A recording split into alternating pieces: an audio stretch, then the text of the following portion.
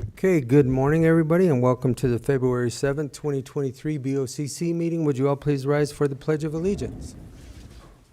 I pledge allegiance to the flag of the United States of America and to the republic for which it stands, one nation, under God, indivisible, with liberty and justice for all.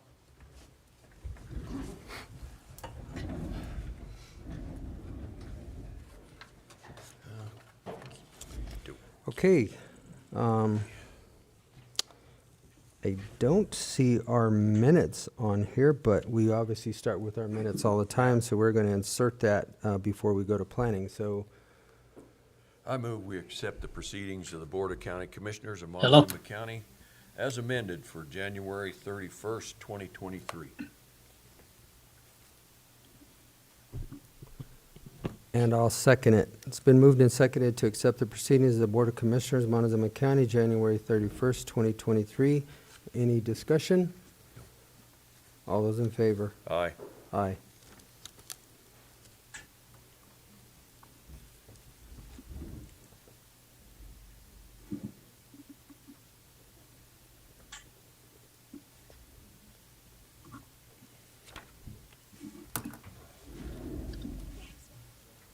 Okay, next up we have planning, and it looks like we only have some signatures. Correct, Commissioner. Why are we so close here? Hi. Yeah, we just have a plat for Mark Lowe's subdivision that was previously approved, and then for a Basin. Yep, and special use permit. Okay.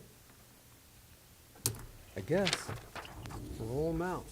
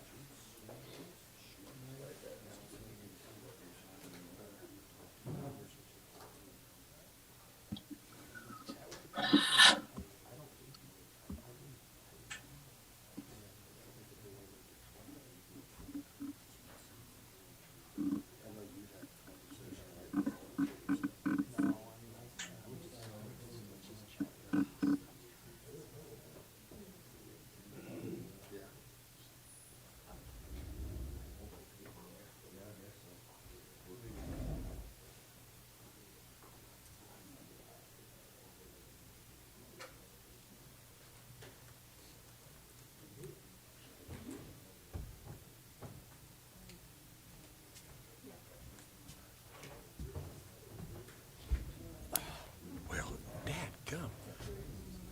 That was me. Yeah, static electricity. I touched my computer and Everything went?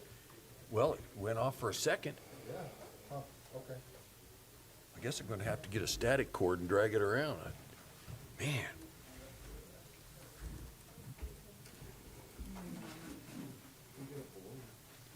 Yeah, I could get a balloon.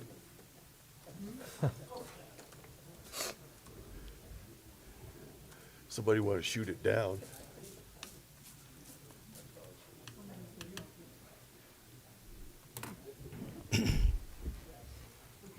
So pretty much this morning, unless you've got questions, concerns. I really do not. Do you have a lot in the works, or? Yeah, What's- not a large agenda, but we've got some items coming up, so we'll be bringing those to you shortly. Okay, very good. How are all of your new commissioners working out? Working out all right? Good. Everybody's seated and, Yep. all right, very Been through good. one meeting, so they're getting in the game. Well on the road then. Yep. Okay, all right. Thank you, guys. Thank We you. have nothing else.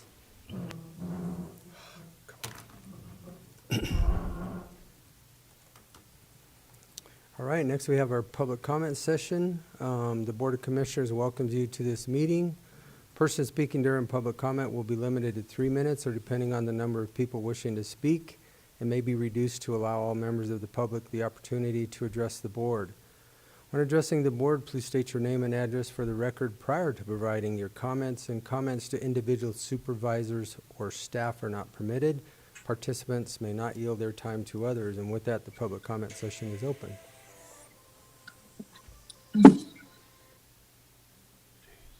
Okay, seeing no public comment, we'll close the session, and we are going to go right straight into Public Works. Mr. Engelhardt.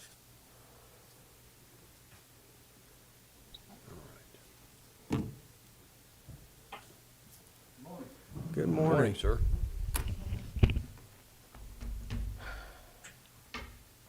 So I guess we'll start with the February work activities, which is pretty minimal because of snow removal. Thank goodness, that gives us something to do. That's kind of nice to have lots of snow to move, so gives us something to do. I like that, and it's working out well.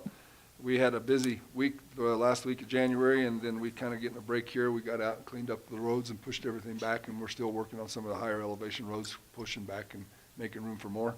And our forecast does show more snow in the next week or so that could fill it all back up again, we hope. So that's a big item.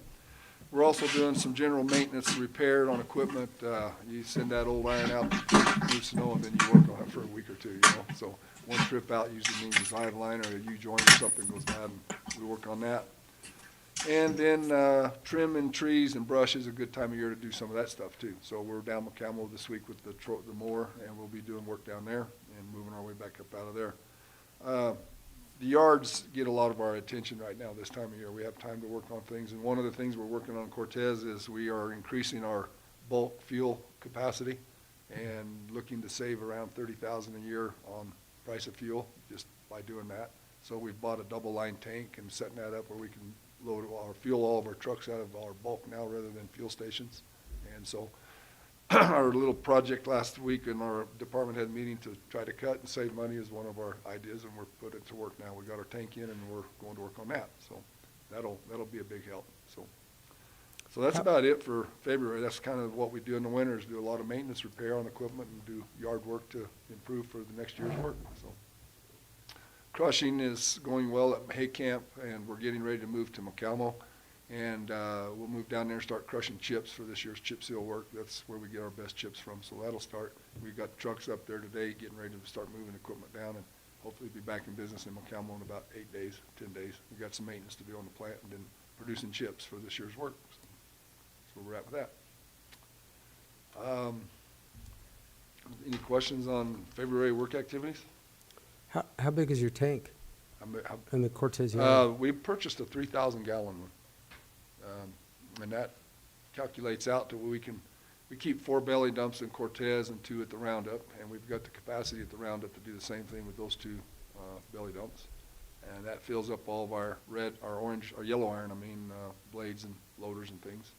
And then we have about a 900 gallon pod, as they call them, a square pod that's portable. We'll put that with the crusher and bulk feed the crusher fuel that way instead of in the pickups.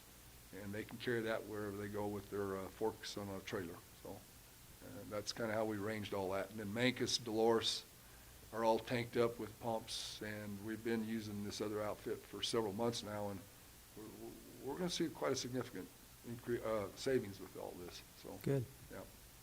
We'll pay for that tank easily this year. So and it wasn't bad. It wasn't a bad price at all. So got it out of Albuquerque.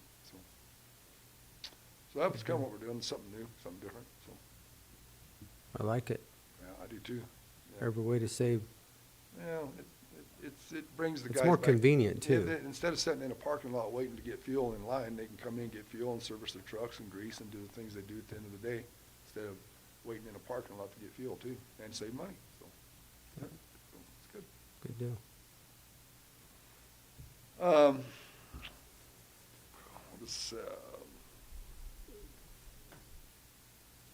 So yesterday we discussed Road 41 turnaround, and I know that we need to discuss it some more maybe, but I do need to get that approved by the minute of the meetings, if nothing else. 4 or 5 years ago, 3 or 4 years ago, we made that small change, and and moved up to the top of the hill and turned around at the Reddit Ranch. Now we're going to move back to the other old existing original turnaround area about 1.5 miles south of where we are currently. I just want to get it in the meeting notes that we're going to change our snowplow route to remove snow to that point now rather than the top of the hill. And Okay. put up some signs and get that all signed up, so. And I think we're okay with this conversation because Yeah. as we had that dialogue yesterday, this really wasn't No, a point of contention with anybody or anything. It was more for the convenience of ours, so, yeah, I and don't, just, I don't have any issues because I with did it with this. the previous board to go up the hill, I need to do it again to get back down and just make it official. And we'll put up our Correct. no maintenance signs and winter maintenance and. So we'll turn around down on the Wallace property, cut out Yes. that mile of blading up to the hill. Yep. And kind of be done there. So Commissioner Copenhaver, do you have any issues with what Rob asked for Road 41?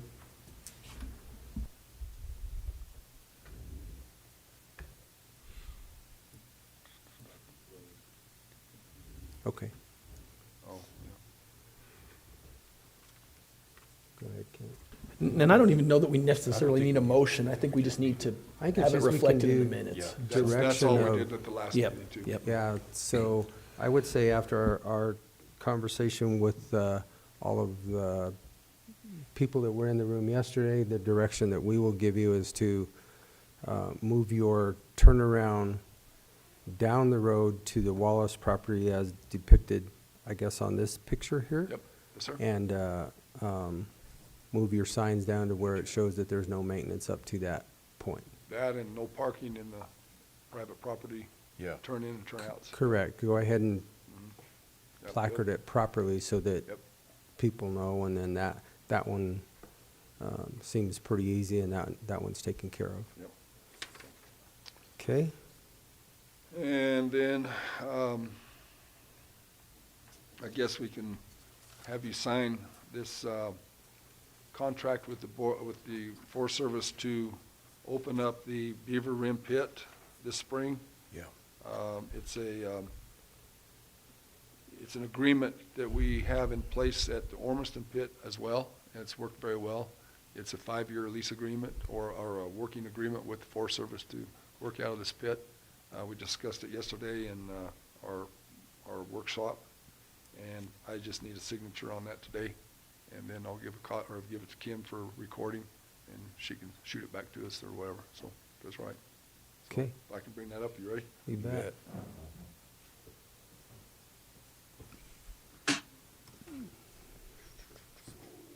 There it is right there. Okay. Ian, you've reviewed this? I have. Okay. Yeah, I looked through it, and I didn't see anything, so. Actually, it was a great discussion, because I got a lot better clarification. We can actually just get another permit for those other 3 years if we actually exceed that. I didn't realize that either, so So it it was was good to bring it up. Great Yep. conversation, yeah. So, And this is a pit that I think will bid well for our Dolores area. We got several roads coming off of Road 31 we can take care of. Some of them are in conjunction with the Forest Service that need work on. Hey. And also chips in that area. Hey, that thing just keeps freezing up, and it shows that that I'm muted. Mute him. Yeah, I don't know what's going on. Every time I get back on it, it just goes for a little bit, and then it just freezes up. Okay. Technology. So, Gotta love it. yeah, and so, Yeah. you know, with the chip seal roads up on Road 31, I think the Forest Service is, like us, looking at improvements and fixing that road, and there's gonna be more need for chips on that road in the future. I can see it coming, and I think they can too, and this pit will be hopefully a good source of chips, and we don't have to haul them out of, other areas in long haul. So, I think it's overall good for both of us, so, yep, so. I would move that we adopt contract number MM-0213-BR-2023. It's a contract for the sale of mineral materials with the United States Department of Agriculture, AKA the Forest Service. And I'll second it. It's been moved and seconded to accept and sign the contract between the USDA, United States Department of Agriculture, Forest Service, and the Montezuma County Board of County Commissioners for contract number MM-0213-BR-2023. All those in favor? Aye. Aye.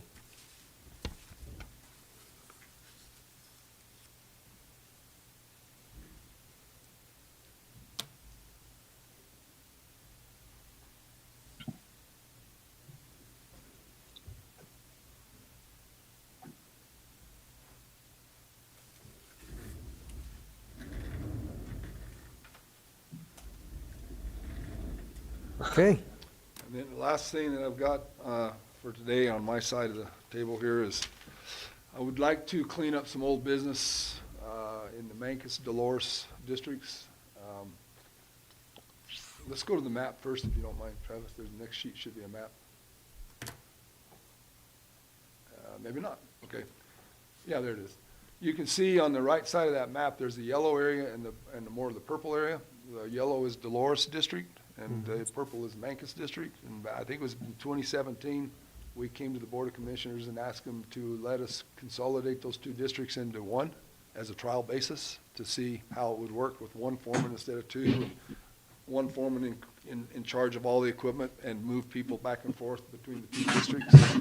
And so we put that into a trial, and I think it was 2017, and with the intent to come back in a year or two and either say, no, it didn't work, or we'd like to proceed with this and make it official. So we have it as one district rather than two. We still function as two. Each district still has the equipment necessary to make those emergency calls and be responsive and quickly. We don't just come out of Dolores to go to Mancos or Mancos to go to Dolores. We stayed split up enough to do that. But with the supervision and the planning, it made it a lot easier to do it with just one person instead of two. If you go back to the previous sheet there, Travis, you can see on that right there that the Roundup district has 243 miles that they maintain. Cortez has 157, whereas Dolores and Mancos individually, one had 79 and one had 61. So if you combine the two, you're about the same as Mancos or Cortez and the Roundup. So mileage-wise, it makes more sense for one supervisor to take care of that many miles of road than split it up and be left hand wasn't sure what the right hand was doing on them two small districts all the time. We also pick up 162 miles of Forest Service road with that Dolores Mancos Schedule A agreements. And that made it 10 times easier to manage than it did with two separate entities all the time. So I'm in favor of consolidating this as basically kind of like a general cleanup to an agreement we made 4 or 5 years ago to discuss and try. I think it's been very successful, and I'd like it to be recorded in the meeting minutes that we will accept this as what we're going to do from now until somebody changes it. You know. So we'll have one foreman for the Dolores/Mancos district? Yes, one foreman, and utilize the equipment and the manpower to take care of the 140 miles of road like the Cortez and Roundup district did. You know, that Okay. balances everything out pretty well that way. So, Yeah, it seems like it's working well. It's worked very I think well, we yeah. started that in 2019, didn't we? it seems like 18 Because or I was going to something, say, but it was yeah. just when I first started, I remember that Yeah. conversation. But with the previous board, it was a trial thing. We wanted to try it for a year. We weren't sure how that would work, and so it's worked out extremely well. I'm very pleased, and I'd like to just go ahead and make it official for Okay. basically a little bit of cleanup here on some old business, you know. So. All right. Any questions, comments? No, I mean, it balances out a lot more. Yeah. I didn't have any idea the Roundup district was that big. That's huge. Yeah, it is. And the funny thing is if you look at these districts, they all had about the same amount of people and equipment, yet they were doing, you know, a third of the roads mileage-wise. So by Yeah. combining it, we got the same equipment, same manpower, doing the same equal miles of road. So if you divide it by miles per man, it equals out about the same, or miles per employee, I should say, you know, so. But the Roundup district takes in Pleasant View, though, too. Yes, yeah. Yeah, they come That's- from, they Yeah. go all the way from the county border of Dolores County all the way down into that map. You can see it's a huge Yeah. district, so, yeah. So it's worked very well, and that also kind of works in favor of the money, too. When we do our budgeting every year, the numbers on the left represent the miles or the percentages of road, and that's how I split the money up. So if the Roundup had 45% of the funding, chip seal at Dolores was only gonna get 14% because of their miles. So by combining it, they're getting almost 25, 30% now as a combination, and it's Right. worked very well on that part too, so. That's how we always kind of split the budget up to do the road work, so. If it doesn't work, we can always change it back. We can always change it back. But I So- wanted to make it official in case somebody ever questioned how'd that ever happen. Well, at least it's on the record that we tried it, it worked, and we continued with it, so. Okay. And that's it for me. Commissioner Copenhaver, do you have any issues on that? No, I don't. I've been having trouble getting on with you guys, but yeah, no, I don't have any issues with that. It makes perfect sense if there's that much difference in the mileage to do what he's talking about doing, because it just makes everything work better. Okay. Well, then, I see everybody nodding their head. I don't know if we need a formal motion for that, but I think you have the direction to proceed with combining the Dolores/Mancos district into the 140.8 miles, or I can't see the bottom of that, and move forward. Yeah, good. That So you answers have- any questions out there in the public about us doing this or that or whatever. I just make it official, so. Okay, that's all I got. All right. Questions? Good, Tell your guys thanks again. thank you. We will, A yeah. lot of good compliments out there, so. We had a great safety meeting yesterday, and Travis was good enough to buy us burritos, and it was good, so, thank you, Travis, so. They missed out. They did, didn't they? I got yelled at about it too, so. You know, you miss out when you don't get told. I know. I kind of dropped the ball on that one, so. I was there, it sounds like I was there just about 30 minutes late, huh? I know, and then I still had an extra one laying around, and I still forgot to give it to you, so. I apologize, so. Anyway, it was a good meeting, and thank you, Travis, for coming out. We appreciated it. So. Okay? Yeah. Good, thanks. Thank you. Okay, I don't see Bonnie here, but I'm not sure she really needs to, well, yeah, she has a slideshow. So we're gonna skip over our noxious weed right now. Mel is here, so we're gonna go to our landfill.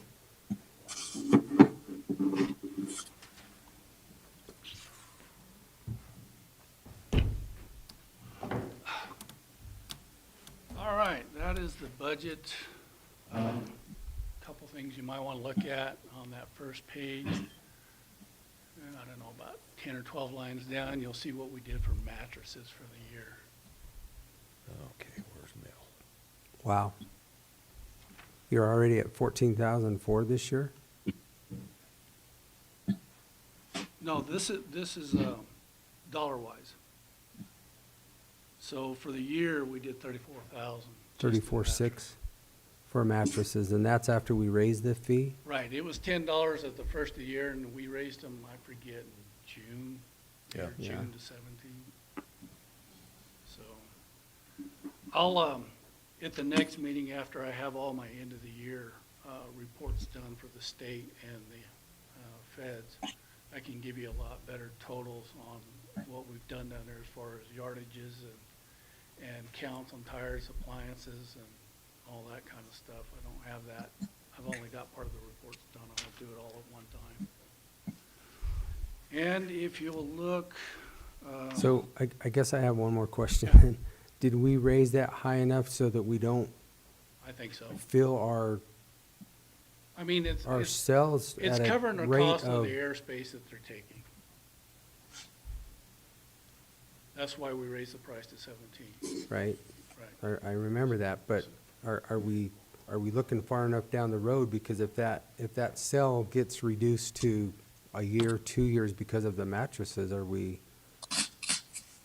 It's just a question. I'm Yeah, not. it should cover, I mean, we did the price increase based on the airspace that they take up. Right. The only other option we've got, and this is something I've got to talk to some other landfills about, don't know that we can do it if the state will let us, but we've thought about stockpiling the mattresses until we rent a shredder and then shred them all at the same time, which would also help on the airspace. But I don't know that I can get away with that with CDPHE Why? because it's waste and we have to dispose and cover of it daily. I don't know. You know, on the Front Range, they have facilities up there that actually recycle them. We can't afford to have a dry van sit here, fill it, and then ship it. There's no way, cost effective, that we could do that. They can do it because they're all right there. Sure. There's a lot of things on the Front Range due to the population they can do that we can't. For example, some of the recycling, they have glass recycling over there. We've been trying to find a market for glass. We can't find one. I've got a broker looking for it right now, but until we get someplace to put it, I can't accept glass.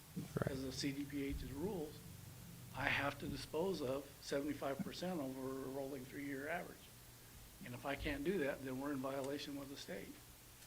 So we're stuck with that.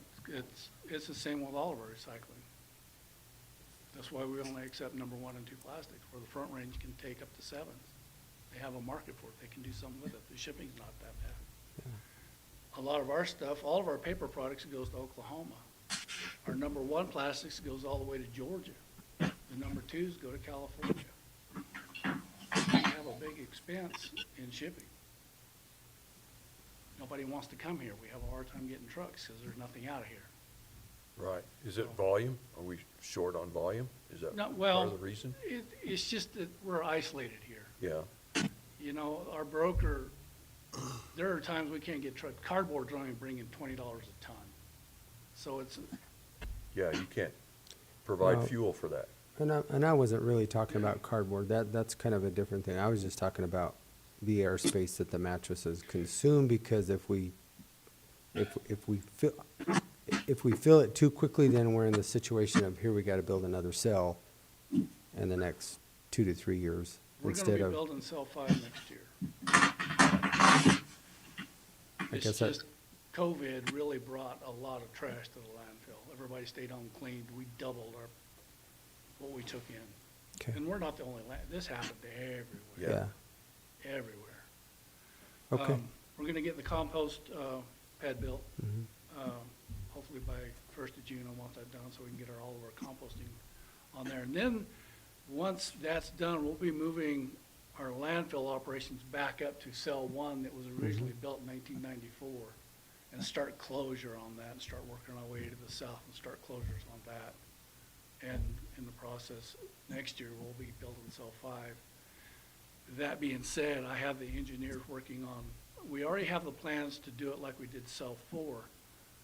But with all the clay that we're gonna be using to build the compost pad, I'm not sure we're gonna have enough clay to build cell 5. So they're working on a set of alternative drawings for a double liner system, if we don't have enough clay, because there's no way we can truck it in cheaper and we just get another liner. So they're working on that now. So we'll be ready for next year when we start to build.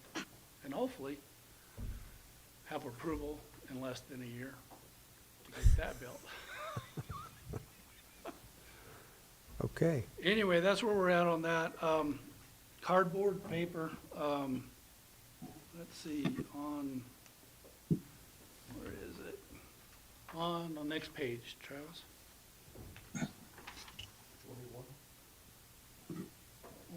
Whoa. Right there. If you look, you can see what we sold for the year, year actuals and cardboard, and office paper and mixed paper, all of our plastics and stuff. Those are our totals for the year that we sold.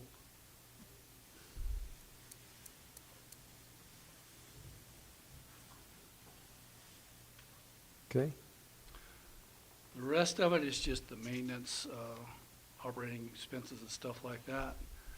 And if you go to the last page, please, Travis. There's our totals, what I projected would be in the red at the end of the year, just buying the compactor.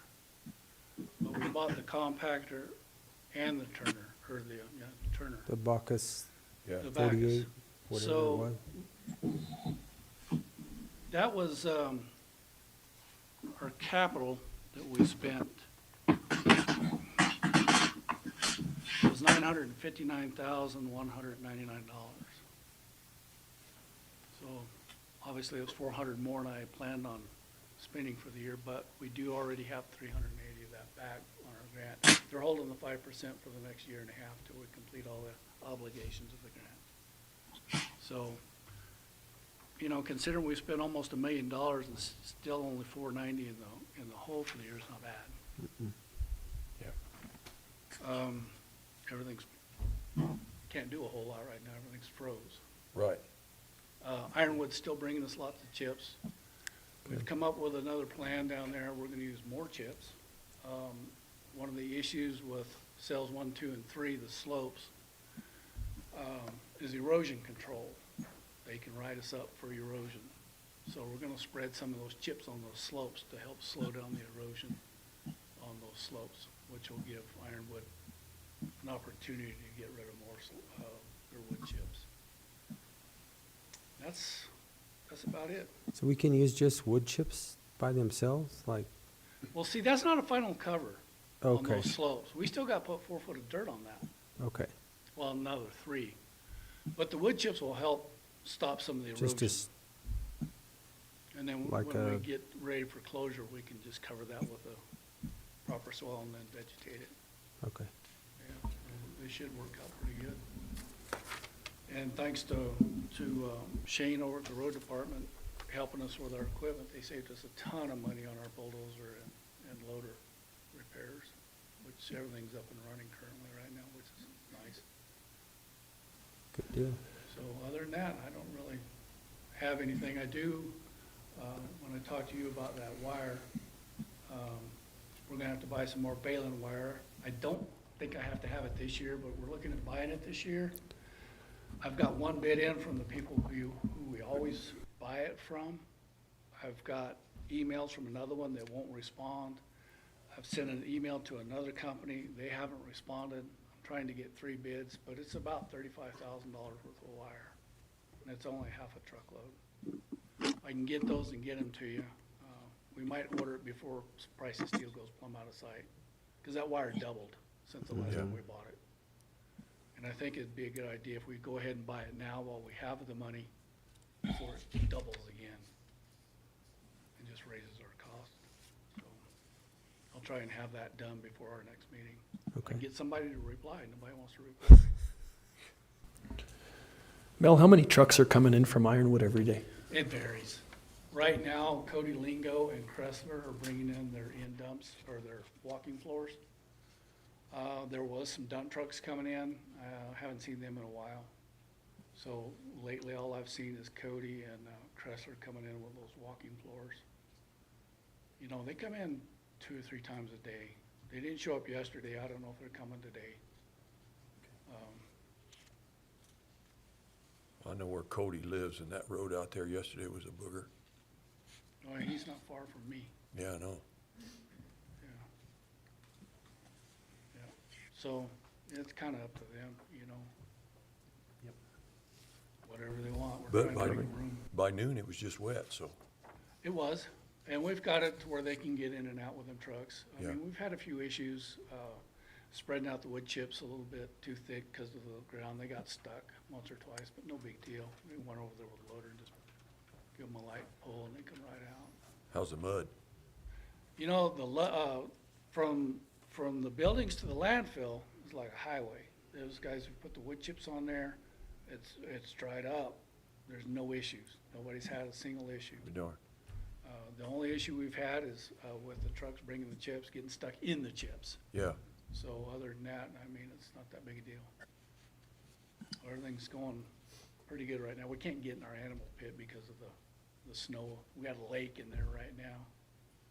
But other than that, the CD pit's open. Those wood chips have come in very handy to help people get in and out. So they make a good base on that road. Plus, we can scrape them up and reuse them. yeah. So, Okay. anything else? Nope. Thank you, sir. All right, I still don't see Bonnie. Is she gonna show up? Justin, come on down. We'll just keep going in this order. We're trying to get in contact with her and can't. Okay, no worries. We'll just continue on down. Morning. Morning.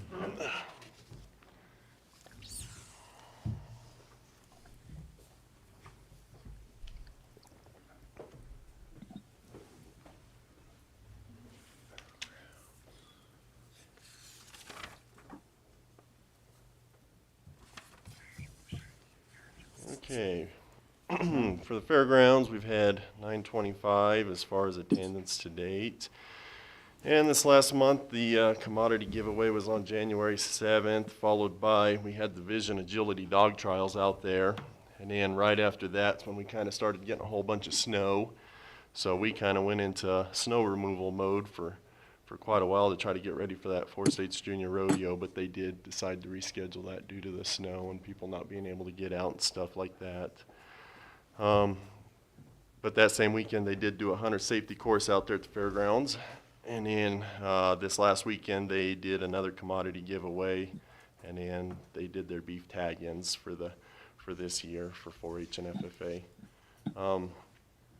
So coming up, we do have another 4 States Junior Rodeo next weekend, and then the one that they rescheduled will be March 4th and 5th now. So that's kind of that schedule. We do still have our winter practices coming out Monday through Fridays. We haven't had a whole lot with the snow and the cold weather, but they're starting to get back out to doing those practices. I did want to ask one thing with that for next year and see if you guys are okay with me doing something, and that is opening up our practices to maybe include Saturdays and Sundays. I do have one group that would like to do Sundays next fall, and currently in our schedule, it's, set for Mondays through Fridays after 5 p.m. But that's something I'd like to try to open up, and at least, as long as we don't have an event or anything going on, get that out for another practice day, at least a Sunday or a Saturday. And I don't know if there's anything or anything I don't, on that. I don't think so. I think that's, Okay. you run the building. Yeah. I don't necessarily think that we have to, Well, I just wanted to make sure, as long as I do the same cost, which is youth $15 per hour and adults are $30 per hour, we do require all practice members to have a horseman's card from us, so they have to buy that membership. But I just wanted to kind of throw that to you guys and make sure there wasn't no issues on your end before I decided to do something like that next year. Okay. I don't have any issues. I No. think use it every day if you can. I Okay. mean, that's kind of up to you, but you know how to run your crew out there. That's going to be the biggest part, is how many people or any do you have to have out there at that point in doesn't time. requ- So, that doesn't require any of our labor work, so it's just, okay. the biggest thing I can say is, like on a Saturday or Sunday, make sure they turn off all the lights so that they're not running all weekend, or, what I'm saying is, And that's kind of how we already are anyways, because that's our after-hour program, I have a form that people sign, and that's kind of part of the regulation that they have to do, and if they don't, then I make a phone call, but we really haven't had issues with any of that, so. yeah, that would be the only thing that I would see, is just make sure that they're aware that Yeah, of course. they're in there Of course, okay. after hours.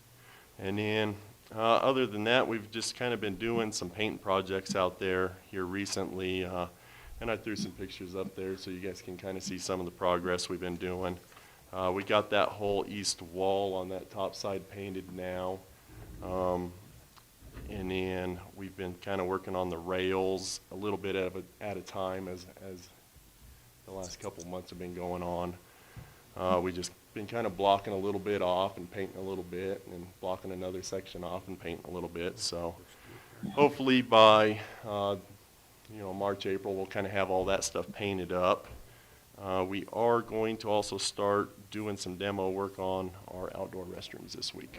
Start kind of doing that. The plan is hopefully if we can get all that done, I'm hoping by June we can have our bathrooms remodeled. So if we kind of work on those the next few months in between this other stuff, we can get that knocked out in a few months too.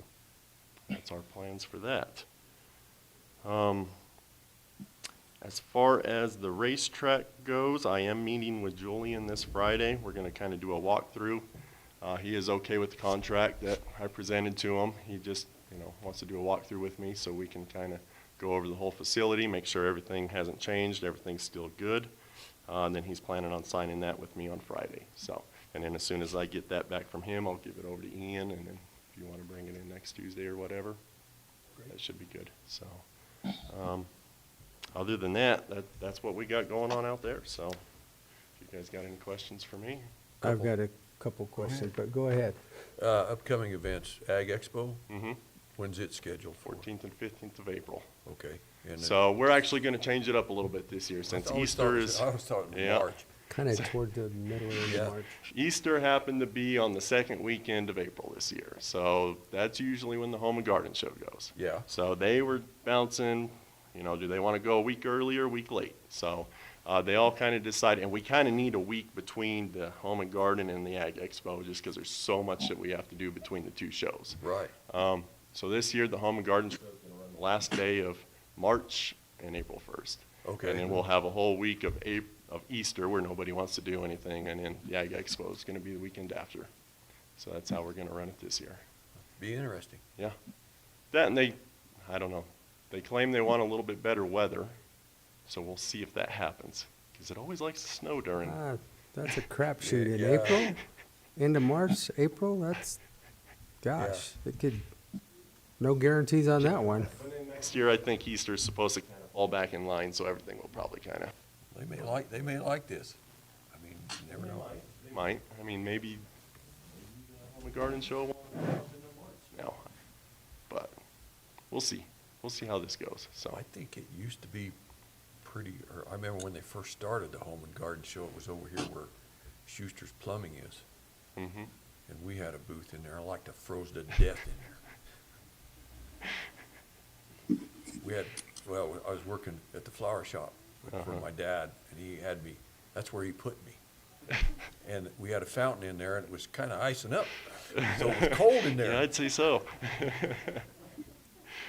Well, the Home and Garden Show is normally indoor stuff. The Ag Expo does a little more outside, so they'd like a little nicer weather. Yeah. So, I don't know, we'll kind of see how we're gonna run it this way this year, because that's just kind of how the cards fell, and with Easter, and nobody really wants to do anything Easter weekend, so that's how we're mixing it up. And then the gun show's gonna be the weekend after the Ag Expo, so that's how we're gonna mix it up this year, All right. and go from there, see how it works. Hopefully they get good turnout, so. Sounds good. Yep. If the weather's good, it'll be a great turnout. Yeah. If it's not, well, could be marginal. Anyway, my question is, just refresh me or bring me back up to speed for the transformer for the lower barns, and then the work Yeah. that's being done on the south end of that for those RV Okay, spots so- that we'd approved. Yeah. That, Okay. So I got everything into Empire on that as far as the application goes. The only thing they were kind of waiting on was payment, so we got that handled. As soon as they get that, they're planning on coming out, I'm assuming probably in the next month or so, and starting to work on that upgrade. But what they're gonna do is essentially just take that transformer at the lower barns, upgrade it to I believe a 30 kVA from a 15. And then we're gonna have, That'll help a lot. yeah, and then we're gonna have an electrician come in, put 30 amp circuits on each side of the goat barn and the poultry barn, and then that's done. So here in the next month or two, that should be completed. And I should have more for you next month on that, but we do got everything in, submitted, applications approved, so it's just a Good to matter of go. them rolling on it now. good. And then next is, did Cooper get anything back I from haven't heard back from Cooper yet. I was actually thinking about putting a phone call into him just to kind of see where they are, but I haven't heard, so I don't know. Because if we it's- really kind of need that before we make our next decision of what Yeah. we're doing and how we're moving forward. with Yeah, that. and we were actually looking for some grants to try to help do that suppression system, and I was kind of talking to Robert with the Yeah. grant guy now, and It's it just seems the like, firefighter yeah, grant didn't it's work kind of, out. the ones that kind of work that way just won't work for us, so I don't know if we're gonna be able to get any kind of grant money or funding for that or not. I'm not sure. And if we do, it's not gonna be anytime soon, I don't think, Okay. but. Well, we have to wait for Cooper and to see Yeah, what the. no, as soon as to I see hear what back we're from gonna- Cooper, I'll let you guys know on that, so I'll reach out to him just to kind of see where they are, see if he's heard anything from the state. Okay. But keeping my fingers crossed that it just comes back good. So, okay, All right. that's all I got. Thanks, Justin. Yep. Thank See you. you guys, thank you. All right.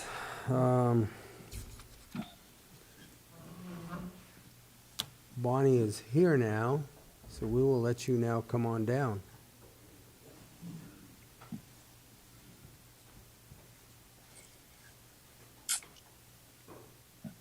Late, I'm sorry. 10 I demerits for figured being Rob was gonna go tardy. in front of me and he takes forever. Oh my gosh. Rob's conversation was lengthy yesterday, so he. You put him on the end When you today? have a long workshop, Tuesdays are usually pretty quick and easy. Hmm. So Good. you're on the spot. All right, Kent, what is this? What is this weed? Did you do your homework? Yeah, that's snapdragons. That's pretty. Jim, what is this? Is that toad flax? Yep, good job. Okay. Yeah. All right, you redeemed yourself. But it does have like little snapdragon Yeah, it flowers. does. It's nice looking. Dalmatian toad flax. I'm sure we're going to see a lot of this year because of all the moisture. It likes growing on the CRP land up north. Okay. So today we're going to talk about the Montezuma County Weed Management Plan proposed changes. We're going to talk about some upcoming meetings and events, and then grant statuses. All right, so we restructured this Montezuma County Weed Management Plan to be more public-friendly. The title page just talks about the requirements of the Colorado Noxious Weed Act, just like the original plan had. We have an introduction this time. This is new, just about our department's mission, what we do, and where our budget comes from. And then our administration agency is the BOCC. We have the advisory board members' names on that. And then we just have some we have goals and objectives, and we didn't used to have that. This is kind of nice to have so the public understands what we're trying to accomplish. So I won't go through those, but then we have our roadside vegetation management information, preventative methods, and then we have our enforcement of the Colorado Noxious Weed Act. We have the detailed procedure that's found in the appendix.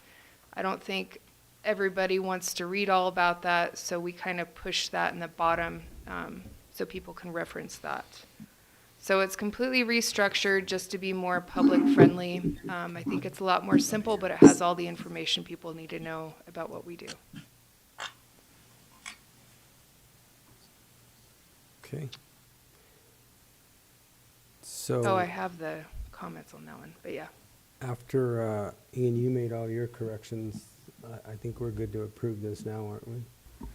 Yeah, I mean, really, what I read this for was for conformance with the state statutes. Right. And so it does conform with the state statutes. I had a couple just questions about a couple things, but yeah, this does line up. So this is just an update, so we still need the Resolution 1, 2023 approved.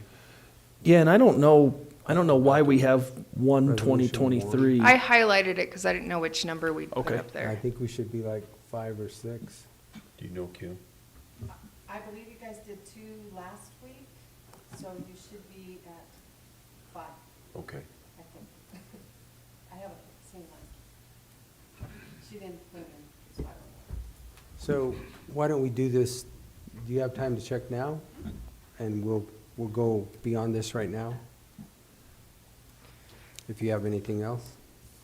Okay, so upcoming meetings and events, we're gonna do a meeting of the minds on February 28th. That's just gonna include a lot of the managers in Montezuma County. We'll have the BLM there, the Forest Service, Mesa Verde National Park, hopefully the Dolores Municipality, Mancos Municipality, the conservation districts.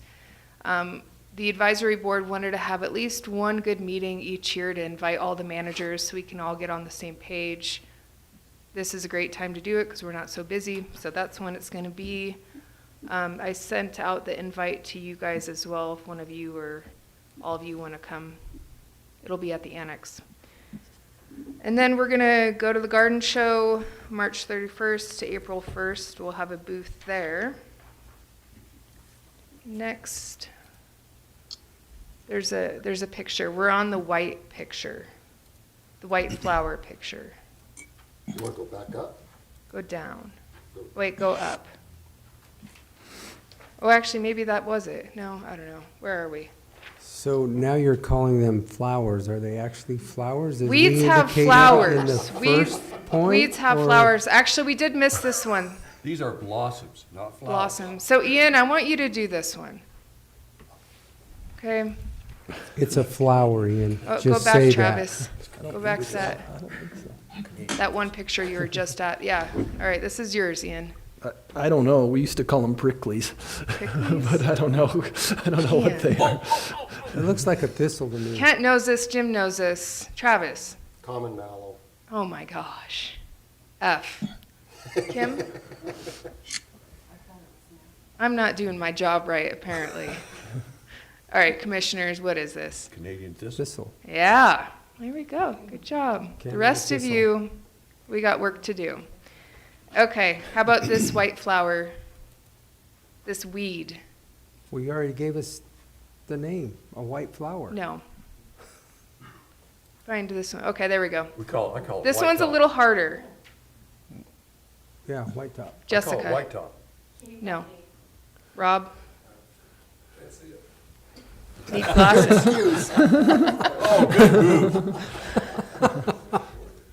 This is poison hemlock.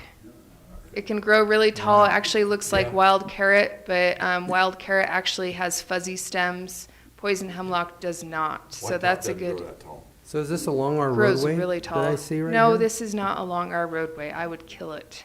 I just found this random picture. It likes waterways.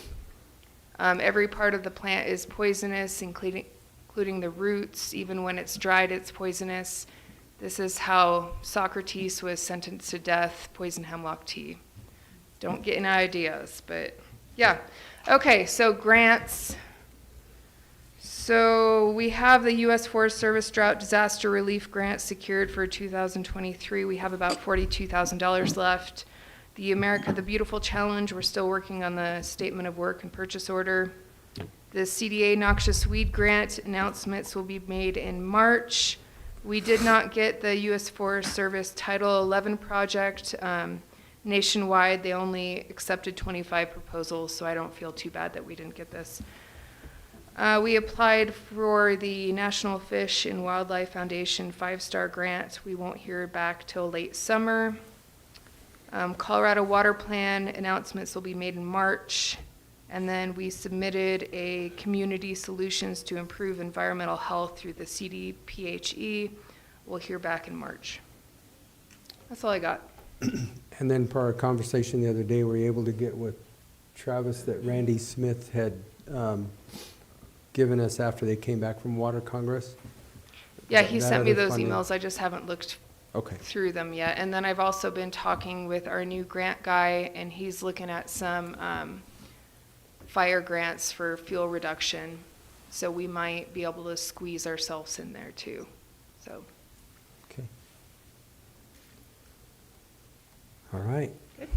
Going backwards, in your communication with local land managers, you mentioned the municipalities. mhm. Who do you contact in Cortez? Is that Parks and Rec? Or is it the city manager? Yeah, Creighton is who I've been Okay. working with. Because I mean, they've got some areas that, And they're doing a really good Yeah, job. they They are. really are. They've been having some Southwest Corps crews do Russian olives. They also have an agreement with us to go ahead and take care of Denny Lake and Carpenter Trail. They already paid us to do that. They've been working hard. So, yeah, Creighton will be meeting us and a couple other, I think the golf course manager is going to come to this meeting, and then another guy from Cortez. okay. Because I mean, even the areas in and around their softball complexes and football complexes. Yep. But that's good. They, been kind of poking them a little bit. Yeah. For sure. Anything? No, we have the number now, so we can move back up to resolution number 5 is what this will be. I would so move, we adopt resolution 5-2023, the Montezuma County Weed Plan as amended. Second. It's been moved and seconded to adopt resolution number 5, 2023, the Montezuma County Weed Plan as amended. All those in favor? Aye. Aye. Aye. Anything to sign? All I have is Okay. You'll just have to get it I'll to me. resend it and I'll update it for 5 resolution. I'll send All it right. to you. Thank you, Thanks. ma'am. Is that all you have? Yep. All right. Okay.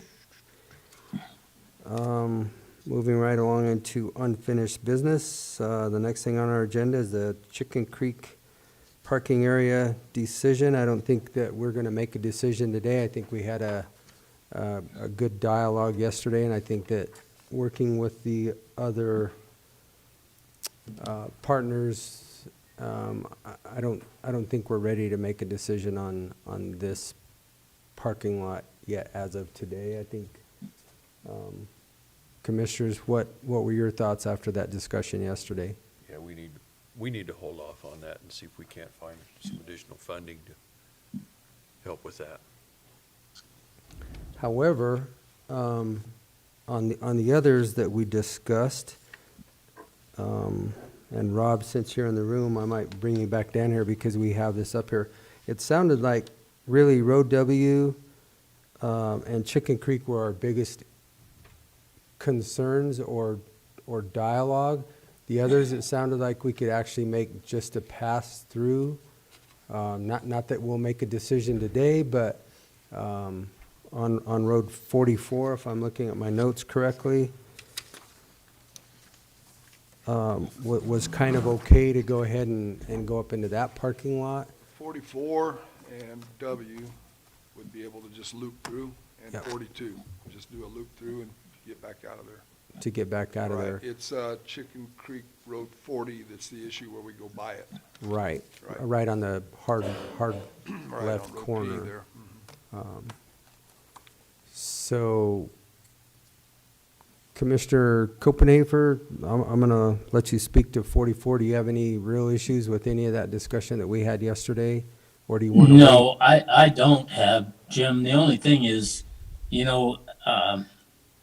I agree with Rob. We need to get out of this parking lot stuff because it's only gonna get worse.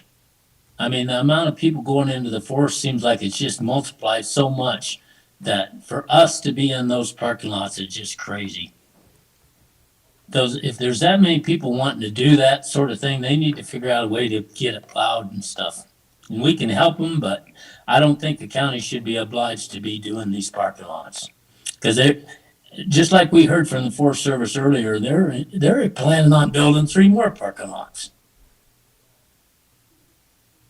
I just think we should do like Rob said and just plow to them and go get ourselves turned around and get back out of there and serve the people. Get their roads open so they can go to work. So, I think 44 was one that was okay, just to do what you recommended, Rob, to go through there. 44, we would just turn around, like Gerald said. 42, we'll turn around. 40.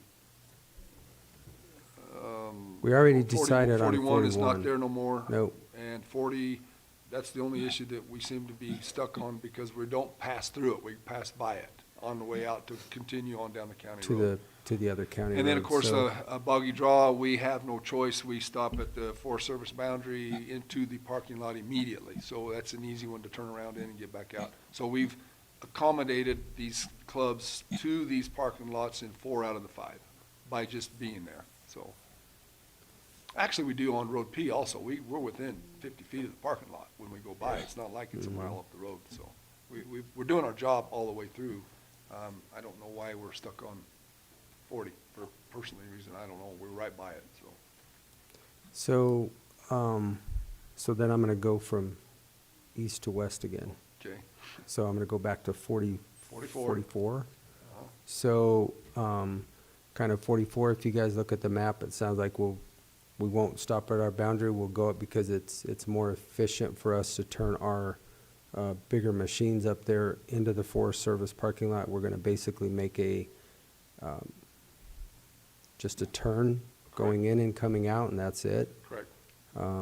I think nobody really had any issues with that yesterday. I think that's a good direction to head with that one. Okay. 41 has already been decided, so I need to go to 42. Yeah, 42. You were there, Travis. Okay. So I saw Doug's email, and I don't know if this really matters one way or another, but the Forest Service, we don't know whose this is, but nevertheless, if we just go to there, make one sweep in, one sweep out, it's opened up. So the safety of somebody that comes, if they need to do that, I think, the way I understood that, Commissioners, that was kind of how we were leaning, and I don't think anybody had any real issues with 42 either. Commissioner Copenhaver, any comments on that one? On 42, On 42? yeah, they can turn around there pretty easy and come right back out. Or Forest Service 561, I don't, it's really our 42, right, Rob? It's 42. A little bit easier. Yeah, that's 42. So you kind of have direction on those right now. So I would like to continue the conversation with 40 and W. And I'm not sure, it seemed like those were the biggest ones of conversation yesterday. Yeah. 40 and W. And I'm, 40, we go by it, we don't go through it, we just go by it. 40, or W, we have no choice but to turn around there, it's our only Right. place to turn around. It- So it's the same as the previous two we just talked about, so. okay. We're gonna loop through it and come back out, so. Okay. Have you been up there lately? What's it look like? I mean, is it plowed out? Is it, Yeah, we haven't had any storms of significance since the big one, and we'd had it cleaned out after that, so they're all manageable right now. okay, Yeah, they're, I mean, if it don't snow anymore this year, they're gonna be no problem, but if we get another storm or two along the way, then they'll build up, you know, so. well, But we'll still plow through them and then back out and give somebody room to work. we're still right, a keeps couple them off months the from roadway. those heavy wet storms, but Yeah, exactly, so. Yeah, I was up there the day before I hurt my knee, and that parking lot up there at W was good. I mean, I drove down there intentionally. I was up there working on the horse, and I drove down there intentionally to look at it because we'd had some of these conversations, and it was opened up good. It was all plowed out. Okay. So I think that's all I have. that's all I have. Okay, thanks, Rob. Where are we at? Okay, we also had a discussion yesterday, which is on our agenda today, a discussion as far as a casino contract pretrial and rollover funds. So we need to make a decision on that today, gentlemen. We'll start with rollover funds. Basically, like we do the rest of the county, there are no rollover funds. They go back into the general fund. And that was pretty much presented to the sheriff yesterday. As far as the pretrial services, we're gonna have two line items move from pretrial services from our budget over to the detention. So, it's just moving line items. And then the bigger one was the casino contract, which we directed Sheriff Nellen to already reach out, which he already has reached out to Rick Shear, I believe he said. Yeah, The casino manager, so that we can get that updated before we move forward, before it rolls over in 2023. So I don't think there's anything else to make a decision on there today at all. Just kind of a description of what our conversation was yesterday.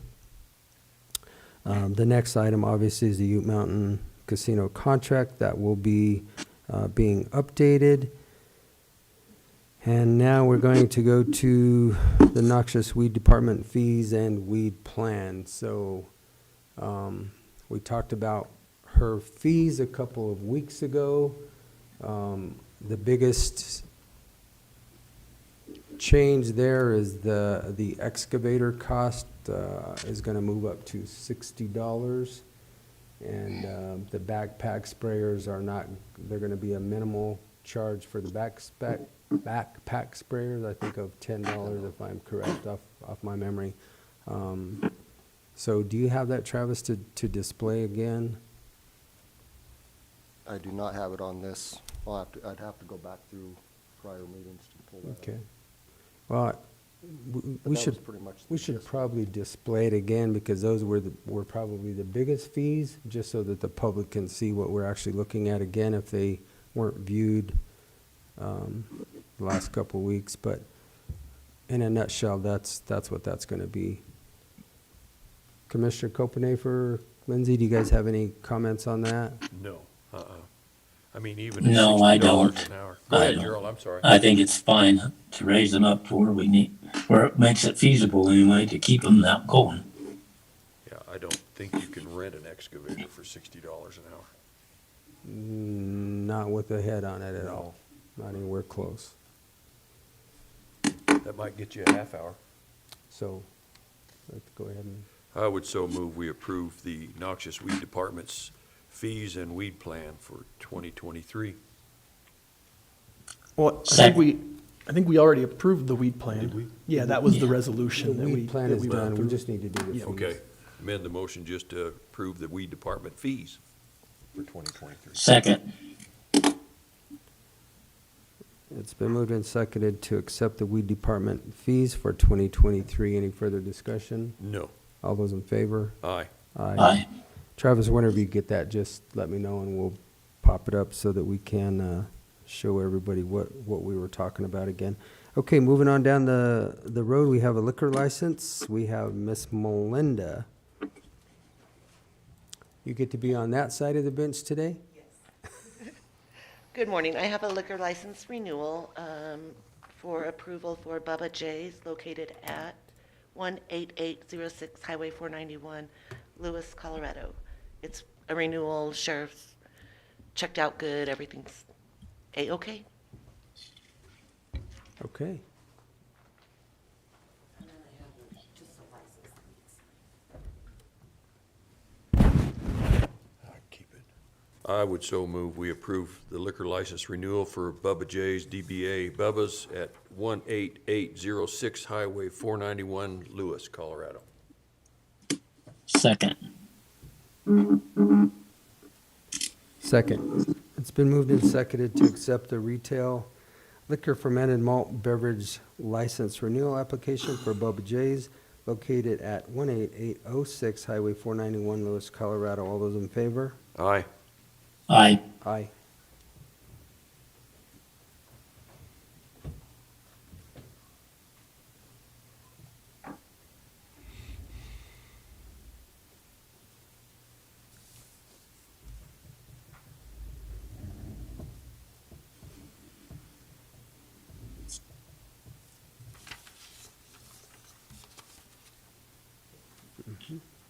So Commissioner, here's the PowerPoint for the $60 an hour. So here is the cost that we just approved, and I was correct off the top of my head, $60 an hour for the excavator.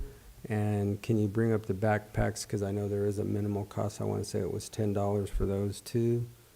But there will be a very minimal cost for the backpack sprayers that we check out for everybody to use if they have just a small spot area.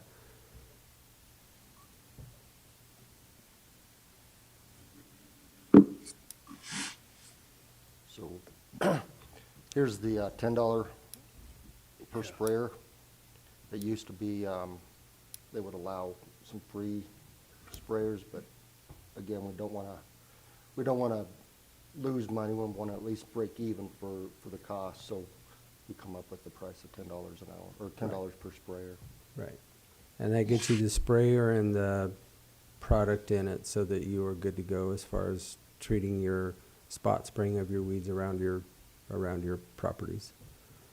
Okay, thank you, Travis. All right, moving into new business, we have our public health options for long-term care contract. We had a discussion on this yesterday, obviously, in our workshop, and Ian, you've reviewed this. We actually had a PDF. Everything went well on this one, so now is all I have to do is pull up a computer and actually hit the DocuSign. Is there anything else, commissioners, that we need to discuss on this one? No. Okay. Well, then, if you would like to, can you see that? Barely. Okay, there we go. I would so move, we approve contract amendment number 3 with the Department of Healthcare for long-term health care in Montezuma County. The original contract number was 21-160389. The amended contract number is 21-160389A3. Second. Been moved and seconded to accept and sign contract amendment number 3, amendment contract number 21-160389A3 with Montezuma County Health Department and Department of Health Care and Financing. All those in favor? Aye. Aye. Aye.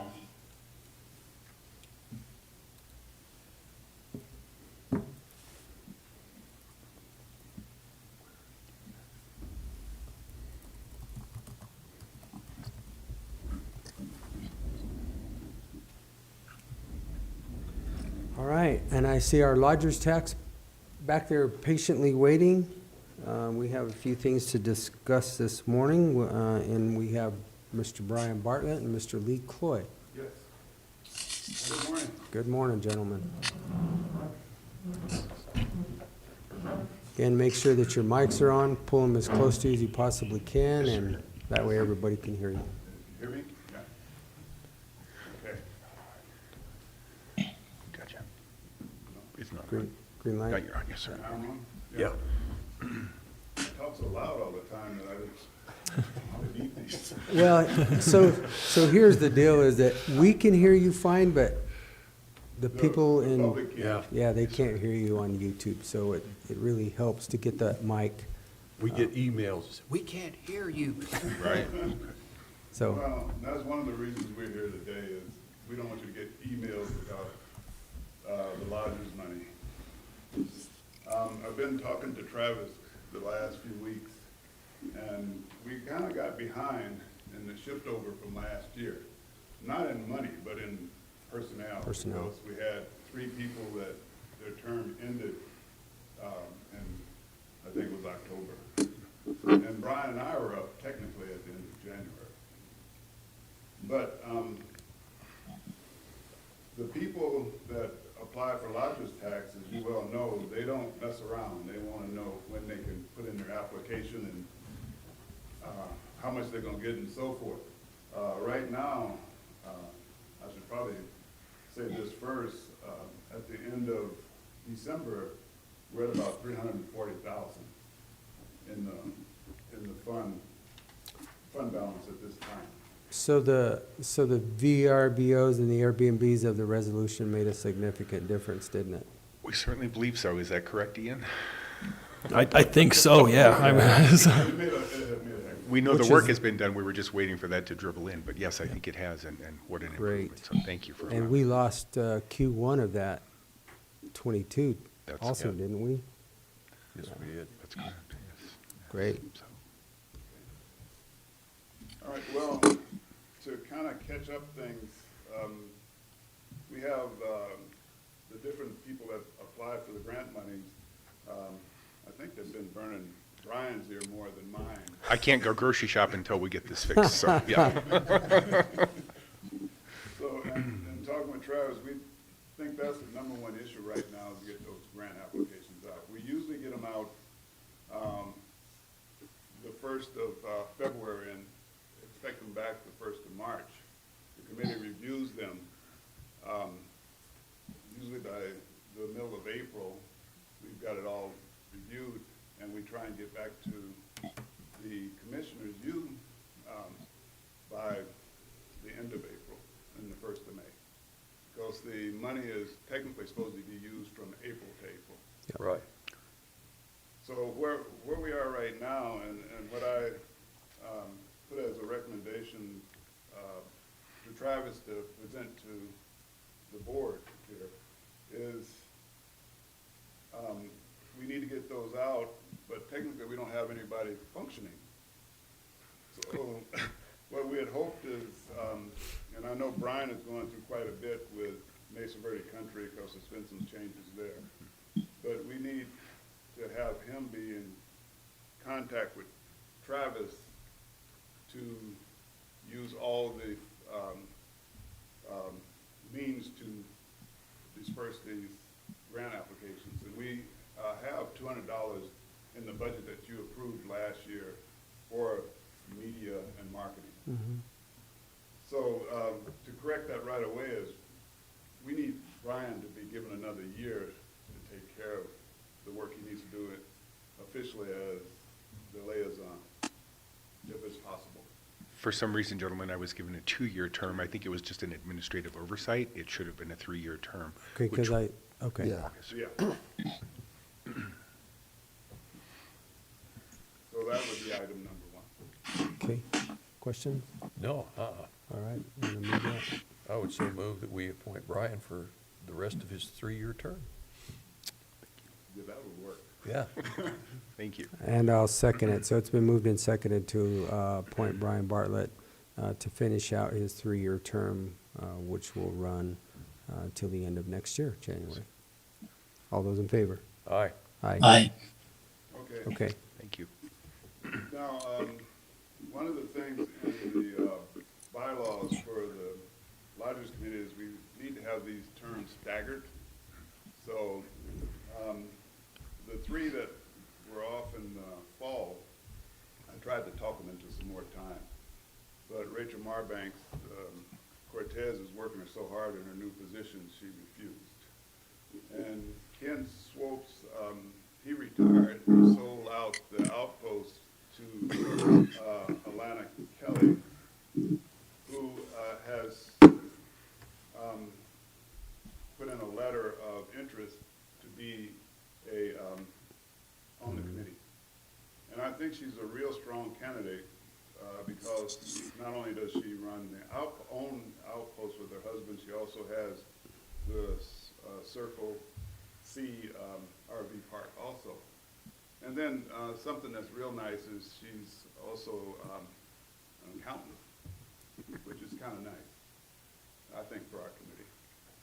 And so I wanted to present her as possibly being put on the committee for a 3-year term, as in our bylaws. And since we're talking about that, we also have had, well, actually Kathy, help me if I pronounce her last name wrong. Kathy Zabriskie. Yes. She's the owner of the Baymont, and then she also helps run another establishment that her mother owns. And I think you gentlemen are familiar with both these people. And if we could have those lodgers on the committee, it would be help us in a lot of ways, but plus it would help us re-stagnate or stagger our membership terms. So we have 2 applications right now, Right now, right? yeah. Of Kathy and Lana. Yeah. So Lana would be a 3-year term and Kathy a A 3-year term also. 3-year term also? Yeah. And then are we still going to be 1 short? Well, technically, you're too short. I'm not trying to toot my own horn, but I was officially up with Brian. So I was thinking you would ask that, and what I would say is to keep us staggered in terms, I should probably be given an additional year so Brian and I come off and have to be brought back on. And then I've got to find us somebody else. I'm short 1 still, if this is So, I think was it 2019, Brian, when we had no lodgers tax money? It was an extremely confrontational issue that I had to deal with, along with Commissioner Sukla and Commissioner Zertel. And we put this out for advertisement because we actually wanted somebody from Dolores Mancos. So it sounds like we've actually lost with Rachel Marchbanks leaving the Mancos kind of representative.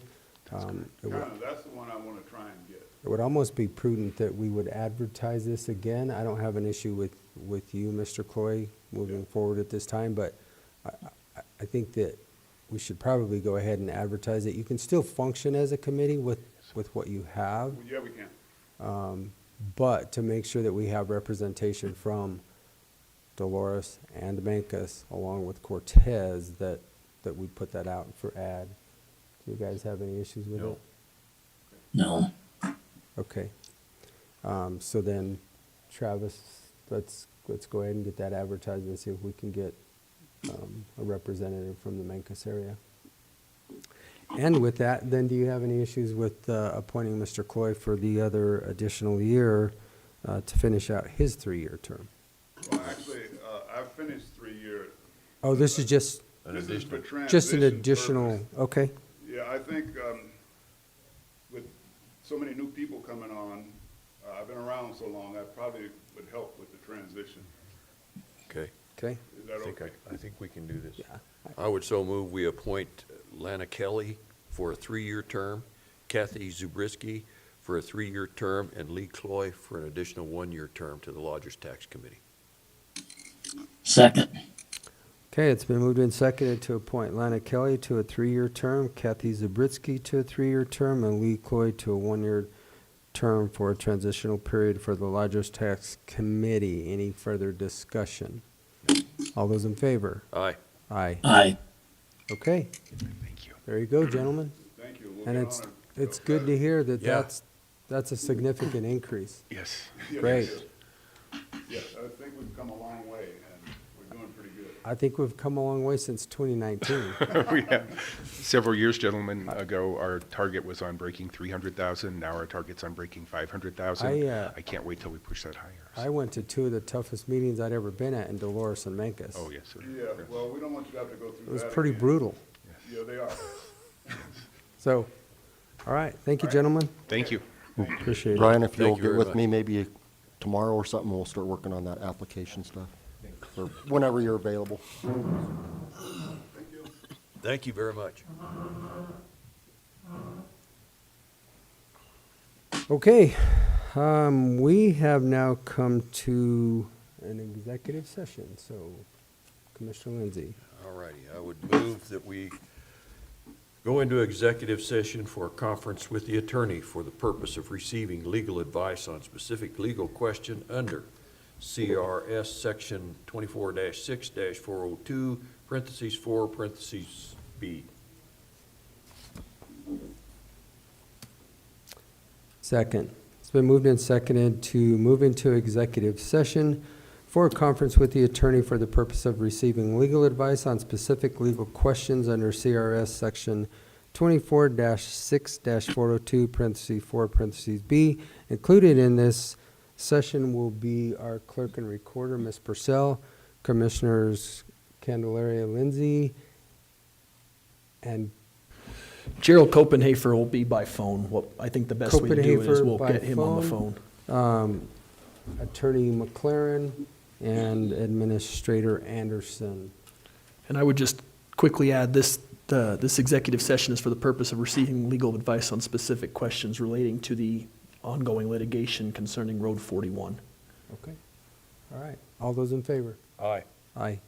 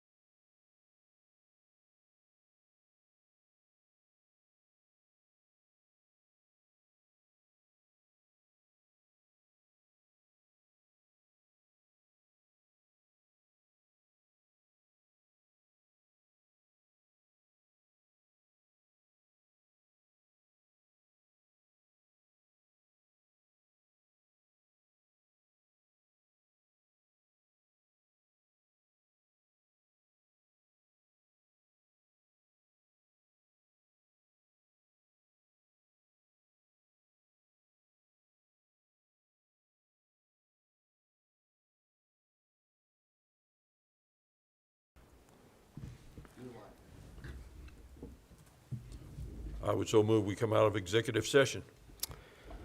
And I will second that. It's been moved and seconded to exit executive session and continue our regular meeting. All those in favor? Aye. Aye. Okay. We have our EcoDevo report today. Ms. Thurman. Yes, good afternoon. I don't have a lot of new business from last time. Quick update, I did get the letter of intent submitted for the Opportunity Now grant, so we should know within the next few weeks whether or not we've moved to the next phase in order to apply for that, and that'll be for workforce development. It'd be pretty cool if we're able to get something started for that and get those planning dollars to come up with a program. I am also working with Robert to wrap up our grant for OEdit, and that's what we'll use for marketing and developing a community prospectus. Sent out a request for letters of support yesterday, which is much later than I would have hoped to everyone, but hopefully we'll get some of those and we'll get that grant submitted here by the 1st of next week. One thing I did want to bring up with you guys today is that I attended some listening sessions that Mauna Loa's Early Childhood Council put on at the libraries regarding childcare. I was aware that the childcare issue was an issue here in the community, but hearing from parents, hearing from the community members in each of the different municipalities was really alarming. It's a tremendous issue. We have over 900 slots open here in the county for a need for childcare.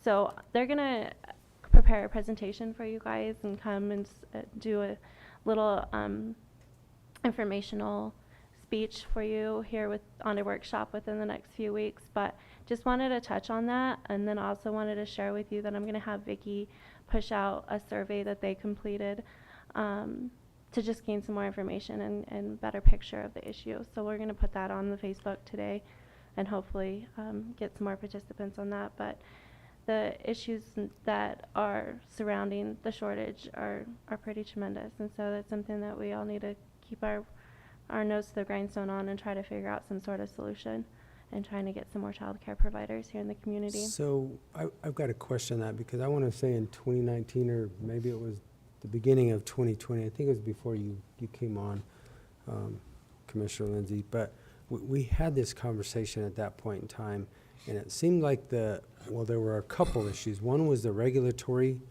issues with child care and what it took to actually get basically a structure certified to house child care.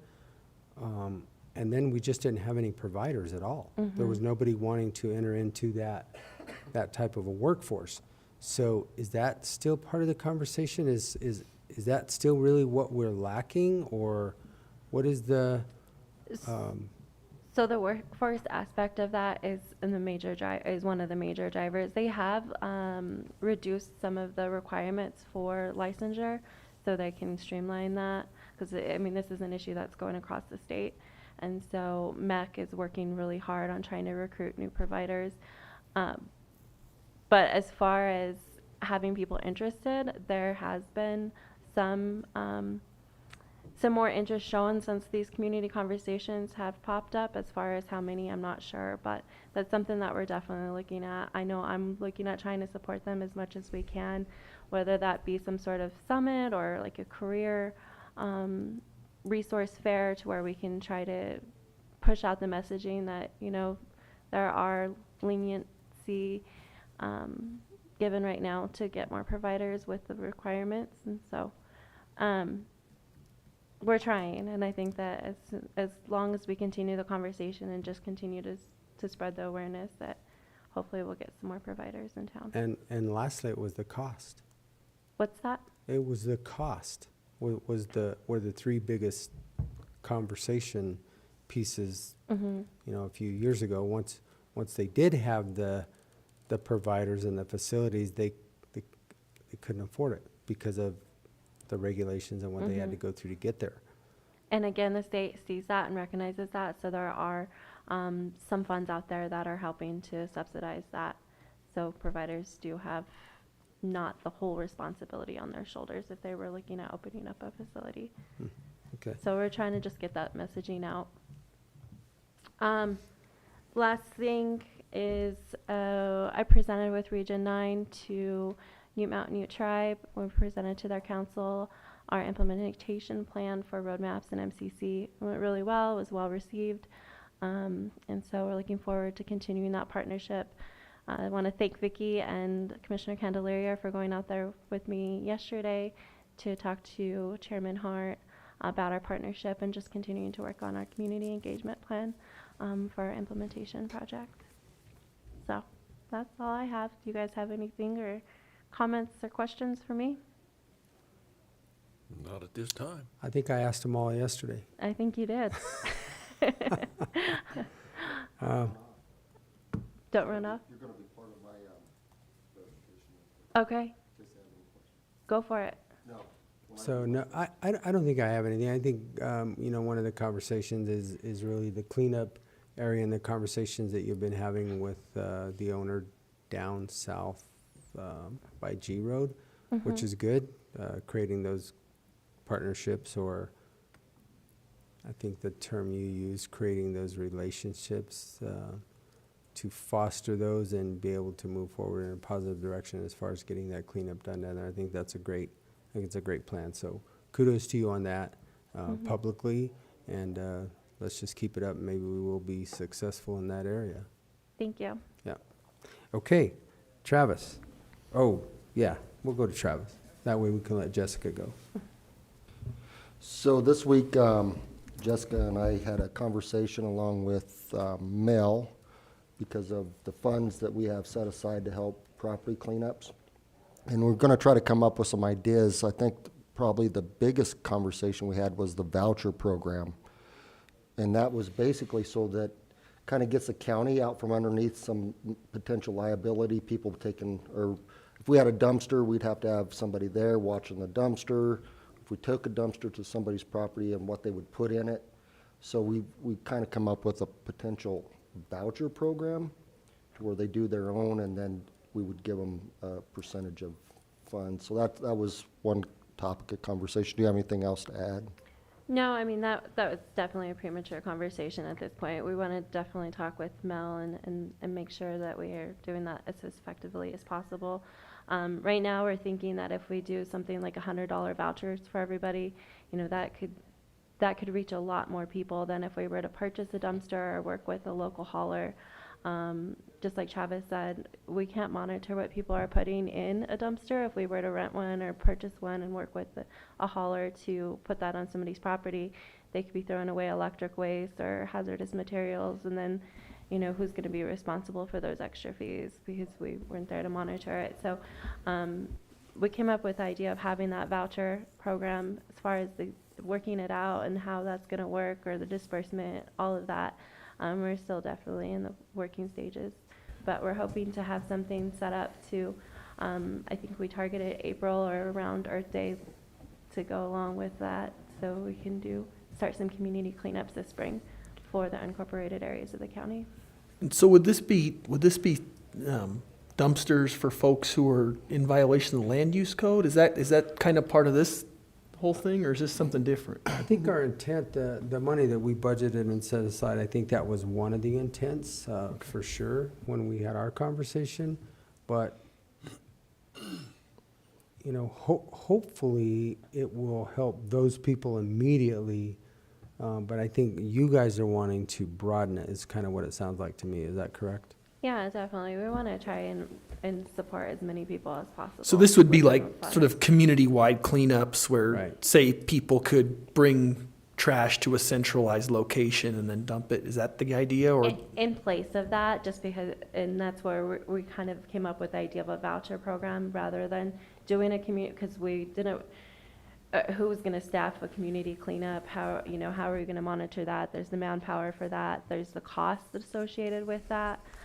So we can get more bang for our buck, we feel. I mean, again, we're still just in the beginning processes of discussing our plan of action for this, but we feel we can get more reach by doing something with a voucher program.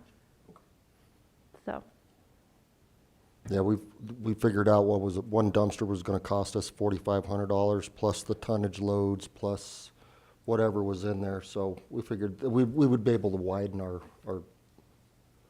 response to a community-wide program. So, that was it that I had for you. oh, cool. Just wanted you Am to. I dismissed now? Yes, ma'am. Okay. All right, guys. Thank All right, you. thank you. Have Thank a you. good rest of your week. Yep.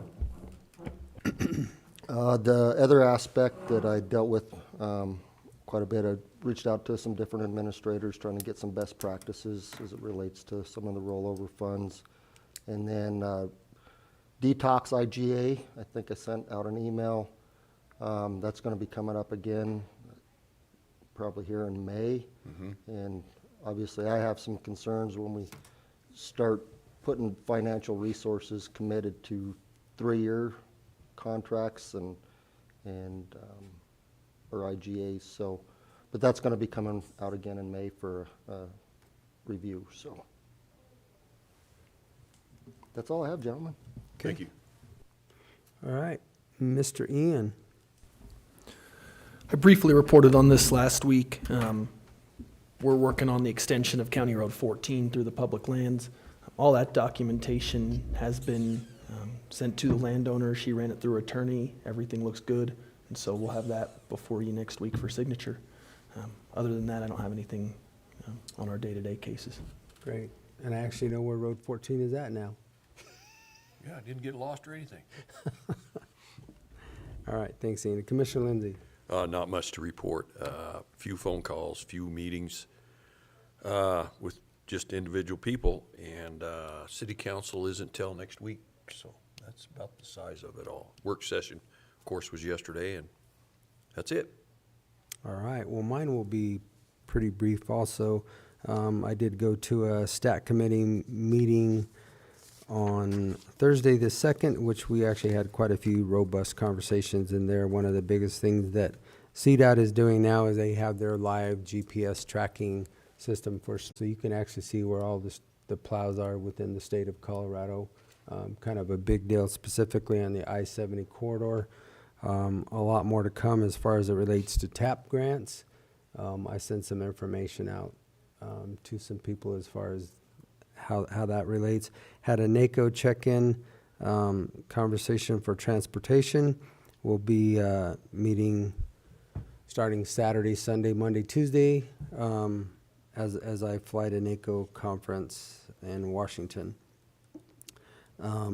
Moved into, as Travis mentioned, we met with Bonnie looking at how we could move forward with some kind of legislation, whether it be state or federal, as far as getting funding for a mandate that the state has mandated that we have a noxious weed program, but there's no funding for it. So we're going to get with her and try and help her move that forward and be as aggressive as possible. I did miss the CCI working land use group.